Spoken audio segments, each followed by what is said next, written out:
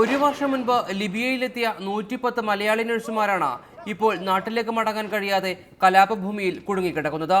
തങ്ങളെ നാട്ടിലെത്തിക്കണമെന്നാവശ്യപ്പെട്ട് മലയാളികൾ ട്രിപ്പോളിയിലെ ഇന്ത്യൻ എംബസിയെയും കേരള സർക്കാരിനെയും ബന്ധപ്പെട്ടിട്ടുണ്ട്. എന്നാൽ കാര്യമായ സഹായം ഇവർക്ക് ലഭിക്കുന്നില്ല. ബെൻഗാസി മെഡിക്കൽ സെന്ററിനോട് ചേർന്ന കെട്ടിടത്തിലാണ് മലയാളികൾ താമസിക്കുന്നത്. ഈ താമസ കേന്ദ്രത്തിന് നേരെ ഇന്നലെ പലതവണ ആക്രമണമുണ്ടായതായി മലയാളി നഴ്സുമാർ റിപ്പോർട്ടറോട് പറഞ്ഞു. ആദ്യം ഒരു ഷെല്ല് വന്ന് വീണ് അപ്പോഴത്തേക്ക് എല്ലാവരും തന്നെ ഒത്തിരി പേടിച്ചു പോയി. അപ്പൊ തന്നെ എല്ലാവരും പാക്ക് ചെയ്യാൻ തുടങ്ങി. ഉടനെ ആ സമയത്ത് തന്നെ അടുത്തതും വന്ന് വീണു. അപ്പോഴത്തേക്ക് മൊത്തം തന്നെ അവിടെ മൊത്തം ബ്ലാക്ക് ഫ്യൂംസ് ആയിരുന്നു അവിടെ മൊത്തം. പിന്നെ അപ്പോഴത്തേക്ക് അടുത്തതും വന്നു. അങ്ങനെ 3 തവണ കണ്ടിന്യൂസ് ആയിട്ട് ഷെല്ലിംഗ് ആയിരുന്നു ഇന്ന് ഡി ബ്ലോക്കില്. 8 മാസമായി ഇവർക്ക് ശമ്പളം ലഭിച്ചിട്ടില്ല.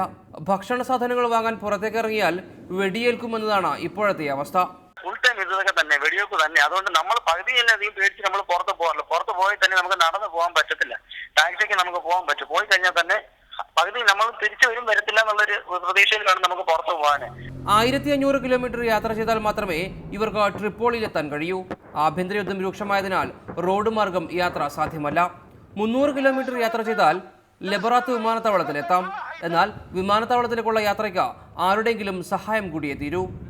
Saneesh Nambiar, reporter, Middle east.